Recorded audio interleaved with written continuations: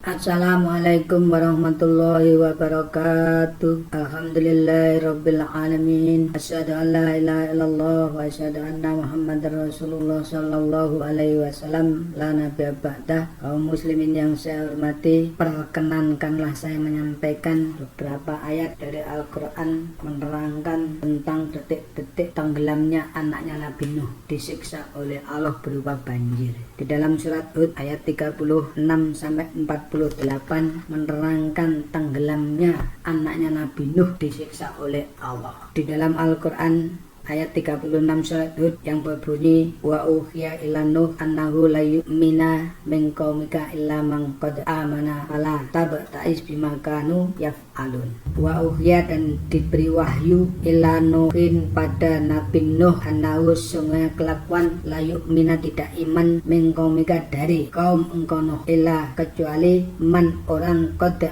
amana sungguh iman siapa orang wala tabta'is maka jangan putus asa kalian, jangan putus asa engkau Nuh bima dengan apa-apa kanu yang ada siapa kaum yaf'aluna mengerjakan siapa kaum. Jadi Nabi Nuh, kamu jangan putus asa terhadap orang-orang dolim, orang-orang yang tidak iman kepada engkau. Maka saya memberi wahyu kepada engkau atas permintaanmu untuk menyiksa kaummu. Di dalam surat selanjutnya wasna'il fulka, wasna'i maka membuatlah engkau Nuh al-fulka pada perahu bi'ayunina dengan pengawasanku, wawayena dan mengajari aku, maksudnya memberi wahyu mengajari aku bagaimana caranya membuat perahu. Wala tukhotibni, jangan bicara engkau dan jangan berbicara engkau fil ladzina dzalamu, di dalam orang-orang yang menganiaya annahum sungguhnya orang iku mughraqun akan ditenggelamkan. Kamu membuatlah perahu dengan pengawasan saya dan saya akan mengajari tentang bagaimana caranya membuat perahu. Dan kamu jangan berbicara kepada orang-orang yang zalim, orang tersebut akan ditenggelamkan. Jangan berbicara mengenai apa maksudnya membuat perahu, untuk apa. Kemudian wasna'i maka membuat siapa Nabi Nuh al-fulka pada perahu. Wa kullama maka ketika mara lewat alai atas Nabi Nuh siapa malaun pemimpin mengkaumi dari kaumnya Nabi Nuh. Sakhiru maka menghina siapa pemimpin dari kaumnya itu minhu pada Nuh. Kalau berkatalah engkau Nuh intas khoru, jika menghina engkau damina dariku, fa inna tashoru maka akan menghina aku minkum dari kalian kama tashorun sebagaimana engkau menghina saya saat ini.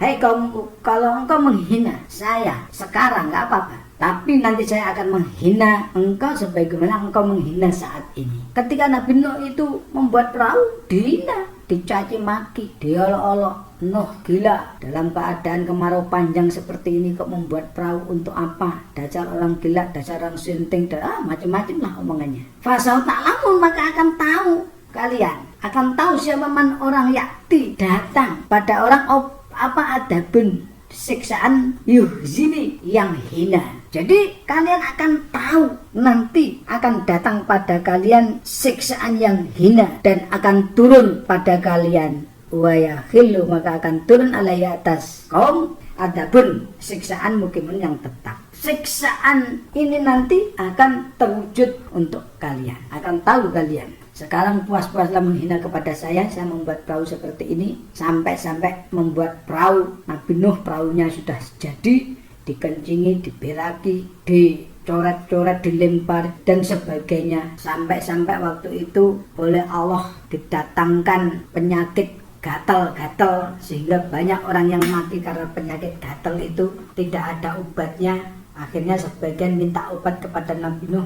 Obatnya itu kotoran-kotoran yang ada di perahuku, itulah obatnya. Bersihkan untuk mengobati gatal-gatalmu, ambil untuk mengobati gatal-gatalmu itu. Ya ada yang mau, ada yang tidak. Yang mau ya sembuh, yang tidak mau ya mati. Akhirnya seperti itu. Itu di dalam hadis lain dijelaskan. Maka ketika Nabi Nuh membuat perahu sudah selesai, perahu itu dibuat oleh Allah selama 40 tahun, yang dibuat selama 40 tahun, dia nebang kayunya selama 10 bulan. Lah kayu yang dibuat perahu itu kayu jati yang umurnya sudah 400 tahun. Tingginya perahu 30 dirok, lebarnya perahu 50 dirok, panjangnya perahu 400 dirok. Diterangkan di dalam hadis seperti itu. Setelah selesai membuat perahu tersebut untuk tempat buang kotoran kaumnya, sehingga Allah mendatangkan penyakit gatal-gatal itu. Ayat selanjutnya ayat 40 bilangnya hatta idza jaa amruna, hatta sehingga idza jaa ketika datang apa amruna perkaranya Allah siksa, wa faro maka mancur apa at-tanuru beberapa dapur, ya maksudnya bumi itu sama mengeluarkan air. Setelah Allah mendatangkan perkaranya siksa, bumi mengeluarkan air, langit mengeluarkan hujan selama 7 bulan lamanya. Begitu air semakin banyak, Allah berfirman kepada Nabi Nuh, kulna berkata siapa Allah ahmil muatlah Nuh biha di dalam perahu fi kulli ini di dalam tiap-tiap 2 pasang, isna ini yang 2, maksudnya kalau kambing jantan sama betina. Wa ahlaka dan ahlimu illa kecuali man orang sabako yang telah lewat alaihi atas ahli al-qaulu adapun ucapan Allah, ucapan siksa itu hak. Waman barang siapa amana yang beriman dan orang yang beriman bersamamu, wama dan apa-apa amanah yang beriman maka bersamamu ilah kecuali qalilin sedikit. Muatlah perahu binatang-binatang ternak ahlimu orang-orang iman bersamamu, walaupun sedikit yang iman, muatlah naiklah ke perahu, dan naik itu dengan membaca Bismillahirrahmanirrahim ayat berikutnya. Wakilah dan dikatakan irkabu naiklah kalian fiha di dalam perahu Bismillahirrahmanirrahim dengan membaca Bismillahirrahmanirrahim wa mursaha inna rabbi laghafurur rahim. Itu doanya naik perahu. Naiklah perahu dengan membaca Bismillahirrahmanirrahim wa mursaha inna rabbi laghafurur rahim. Artinya Bismillah dengan namanya Allah majreha, menjalankan siapa Allah pada perahu, wa mursaha dan menghentikan siapa Allah pada perahu. Inna rabbi sunnah Tuhanmu lalu ghafurun niscaya mengampuni, rahimun lagi menyayangi. Ketika orang-orang itu sudah orang-orang iman naik perahu semua, wahia ayat selanjutnya wahia adapun perahu tak jeri berlayar apa perahu berjalan apa perahu berlayar fi maujin kal jibal di dalam ombak yang besar seperti gunung. Wanata maka memanggil siapa Nuhun Nabi Nuh ibnahu pada anak laki-lakinya. Wakana dan ada siapa anak fi makjili di dalam tempat yang terpisah. Panggilannya ya bunaya, hai anak laki-lakiku, irkam naiklah makna bersamaku, wala takun dan jangan ada engkau anak mal kafirin bersama orang-orang kafir. Allah menjawab siapa anak sa'awi ila jabal, sa'awi akan pergi aku ila jabali ke atas gunung, ya simuni akan menyelamatkan apa gunung minal ma'i dari air. Allah menjawab siapa Nabi Nuh, la asima tidak ada yang menolong, tidak ada yang menjaga al-yauma pada hari ini, tidak ada yang menolong, tidak ada yang menjaga pada hari ini min amrillah dari perkaranya Allah, dari siksanya Allah banjir ini, illa kecuali man pada orang rohimah yang disayangi, wahala dan menghalang-halangi bainahuma antara keduanya anak dan bapak opo al mauju ombak, fakana maka ada siapa anak minal murogin tergolong orang yang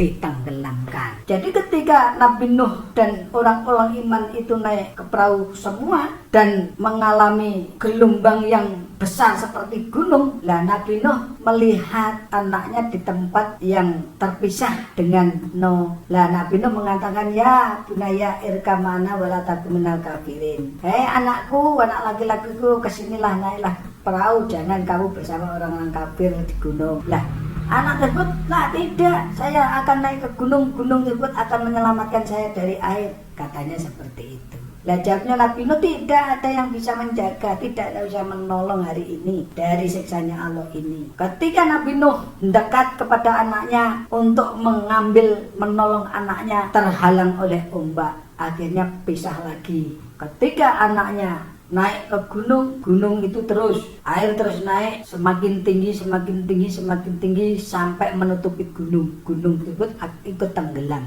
Lah anaknya ya belum tenggelam karena di atas gunung. Ketika air sampai perut sampai air lagi naik sampai leher. Lah leher sampai atas kepala, akhirnya anaknya tenggelam juga. Akhirnya mati ditenggelamkan oleh Allah karena kekufurannya. Itulah riwayatnya Nabi, anaknya Nabi Nuh saja oleh Allah tidak iman ditenggelamkan. Apakah anaknya ketika Nabi Nuh membuat perahu, orang-orang kafir, orang-orang yang tidak iman itu mengencingi perahunya, apakah anaknya juga ikut kencing di situ? Ketika kaumnya Nabi Nuh itu memberaki perahunya Nabi Nuh, apakah anaknya ikut memberaki perahunya Nabi Nuh? Kan tidak. Jadi menentang kepada Allah itu tidak berbuat seperti anaknya Nabi Nuh, itu sudah dikatakan menentang kepada Allah. Kalau dia tidak mau iman kepada Allah, tidak harus berbuat seperti kaumnya. Nyatanya anaknya Nabi Nuh oleh Allah ditenggelamkan juga. Jadi orang yang menentang kepada Allah, terus benci dengan hukum-hukum Allah, memusuhi orang-orang yang iman, itu tidak mau mengamalkan perintahnya Allah, itu sudah dikatakan menentang kepada Allah. Tidak mau mengatakan, tidak mau menetapi perintahnya Allah, Rasul, itu sudah dikatakan menentang kepada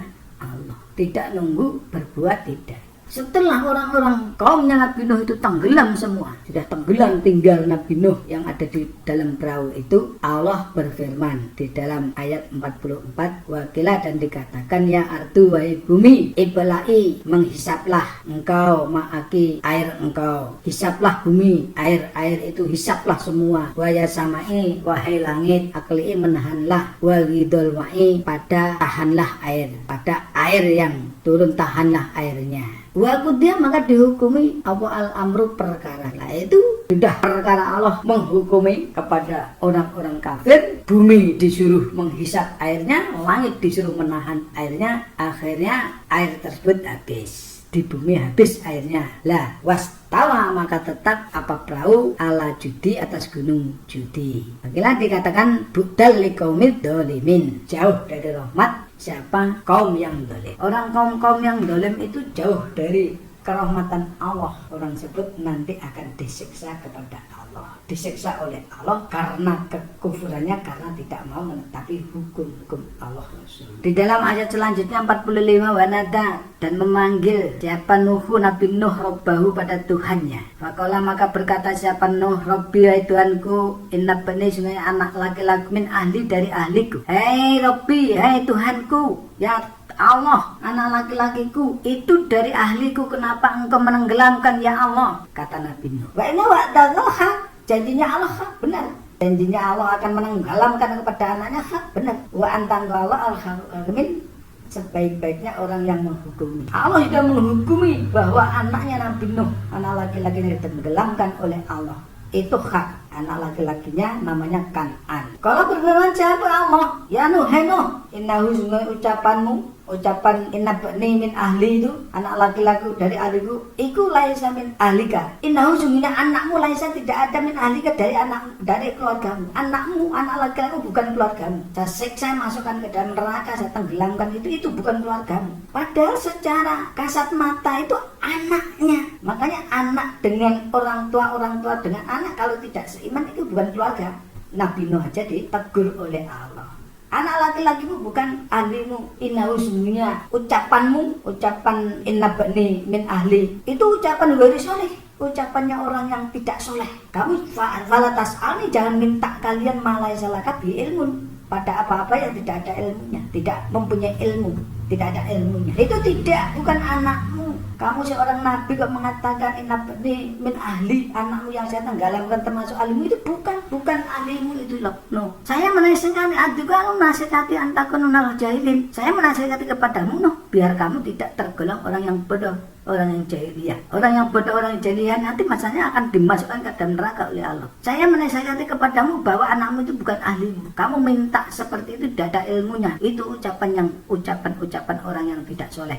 Kamu seorang nabi kok mengatakan inna bani min ahli, anak laki-lakiku yang kau tenggelamkan dari ahliku. Itu salah. Setelah dinasihati oleh Allah, Nuh mengatakan, kalau Kata siapa Nuh? Robbi wahai Tuhanku, ini sungguhnya aku audubika berlindung aku pada engkau. An as'aluka jika minta aku ma apa-apa laisa yang tidak ada li bagiku bi dengan ma apa ilmu. Ya Allah saya berlindung padamu atas sesuatu yang tidak ada ilmunya. Wa ilan tafili jika engkau tidak mengampuni li padaku, wa tarhamni tidak menyayangi engkau Allah padaku, akun maka ada aku minal khosirin termasuk orang yang rugi termasuk orang yang masuk ke dalam neraka. Ya Allah, saya minta ampun atas ucapan saya, atas kata-kata saya mengatakan anak laki-laki itu ahli, saudara ahliku. Saya minta ampun, itu tidak ada ilmunya. Ampunilah jika engkau Allah tidak mengampuni padaku, tidak menyayangi padaku, saya termasuk orang yang rugi akan masuk ke dalam neraka. Ketika perahu itu terdampar di atas gunung Judi, Nabi Nuh mengatakan seperti itu. Terus ayat selanjutnya 48 mengatakan, ilah berfirman siapa Allah, ya Nuh, hai Nuh, ihbit turunlah engkau bisalamin dengan keadaan selamat minat dariku. Wa barakatin dan barokah, banyak barokahnya alaika atas engkau Nabi Nuh. Wa ala umamin dan selamat barokah atas umatmu, miman dari orang maka yang bersamamu. Jadi turunlah dari perahu dalam keadaan aman, selamat, lancar. Banyak rahmat dariku untukmu dan untuk umat yang bersamamu. Wa umumun dan umat sanumatiuhum akan memberi kesenangan aku Allah pada mereka umat, sumaya masuhum dan akan memberi rasa aku Allah pada umat, minna dari umat adabun siksaan alimun yang pedih. Jadi setelah engkau diselamatkan dari bahaya banjir, turunlah dari perahu dalam keadaan aman, selamat dan banyak rahmat bersama kaummu. Lah bersenang-senanglah dan aku akan memberi kesenangan pada kaummu di dunia. Apabila iman diberi kesenangan di dunia dan di akhiratnya akan dimasukkan ke dalam surga. Lah sebagian kaummu nanti sudah diberi kesenangan di dunia, ada sebagian yang tidak iman, maka aku Allah akan memberi rasa kepada mereka berupa siksaan yang pedih sebagaimana siksaan Allah, saya menenggelamkan umatmu, kaummu bersama anakmu itu. Disiksa di dunia, di akhirat dimasukkan ke dalam neraka. Maka dengan kejadian cerita yang ada di dalam Al-Quran ini, kita sebagai orang iman supaya meyakini bisa taat kepada Allah. Di dalam Al-Quran surat An-Nisa ayat 13, wa mayyuti'illah wa rasulahu yudkhilul jannatin, barang siapa yang taat Allah Rasul akan dimasukkan ke dalam surganya. Taat itu perintahnya dikerjakan, larangannya dijauhi, ceritanya dipercaya. Cerita yang saya katakan tentang anaknya Nabi Nuh ini cerita hak dari Allah. Ini kita supaya mempercayai. Di dalam Al-Quran itu ada perintah, ada larangan, ada cerita. Kalau perintah kita kerjakan, kalau larangan kita jauhi, kalau cerita kita percayai. Itu namanya iman kepada Allah, akan dimasukkan ke dalam surga. Tapi sebaliknya surat An-Nisa ayat 14, wa may ya'sillaha wa rasulahu yatatakhutu tayyibun nar. Dan siapa yang menentang Allah, tidak mau menjalankan perintahnya Allah Rasul dan merubah peraturan Allah, dirubah peraturan-peraturan dirubah, orang itu akan dimasukkan ke dalam neraka. Ini cerita dari Al-Quran hak yang harus kita imani. Nanti di akhir itu ada surga dan ada neraka. Kita akan bawa kemana diri kita? Ke surga kah? Ke neraka? Surga itu tempatnya kebahagiaan kekal abadi selama-lamanya. Surga itu, dan neraka itu juga tempatnya penderitaan yang kekal abadi selama-lamanya. Di dalam Al-Hadis dijelaskan, ya ahlal jannah khuludul maut. Hai ahli surga, kekalah kalian tidak ada mati. Ya ahlana, hai ahli neraka khuludul maut, kekalah kalian di neraka tidak ada mati, disiksa terus. Di akhirat itu ada surga dan ada neraka. Di dalam hadis dijelaskan, ma minkum min ahadin illa lahu manzilun min jannah wa manzilun finnar. Ma minkum min ahadin, tidak ada tempat bagi salah satu kalian illa kecuali manzilun, dua tempat. Manzilun fil jannah sebagai di tempat di surga, wa manzilun finnar dan sebagai di tempat di neraka. Lah kita mau kemana? Ke surga kah atau ke neraka? Tinggal kita mau mentaati Allah Rasul, perintahnya Allah Rasul, surga. Kalau kita tidak mau mentaati perintahnya Allah Rasul, nah itu janjinya Allah seperti itu. Nah kita tentunya orang yang pintar, orang cerdas itu memikirkan sesuatu yang setelah mati. Di dalam hadis dijelaskan al-kayisu man dana nafsuhu wa amila lima ba'dal maut. Al-kayisu, orang yang cerdas itu man dana nafsuhu, mengoreksi dirinya sendiri, wa amila dan beramal lima ba'dal maut, untuk persiapan setelah mati. Sebaliknya wal azizu dan orang yang bodoh itu man orang ittabawaha mengikuti hawa nafsunya wayal kau ala Allah dan nanti akan ketemu kepada Allah, masuk ke dalam surga. Itu orang yang bodoh mengikuti hawa nafsunya. Hawa nafsunya ingin judi, diikuti judi. Hawa nafsunya ingin main perempuan. Hawa nafsunya ingin mabuk-mabukan. Itu mengikuti hawa nafsu. Ke diskotik, kerjakan diskotik. Dan berangan-angan mana Allah. Berangan-angan ingin ketemu kepada Allah, ingin masuk ke dalam neraka. Itulah orang yang bodoh. Allah tidak akan memberi kepada orang yang seperti itu. Maka kita supaya sebagai orang Islam, sebagai orang iman, mawas diri, sudah paskah kita menjalankan hukumnya Allah atau belum? Kalau belum ya kita perbaiki, kalau sudah pas ya kita tingkatkan. Inilah yang bisa saya sampaikan. Ada kekurangan, kekhilafan kata-kata saya yang kurang berkenan didengarkan oleh bapak-bapak, ibu-ibu dan saudara-saudara semua di seluruh tanah air. Saya mohon maaf yang sebesar-besarnya. Wassalamualaikum warahmatullahi wabarakatuh.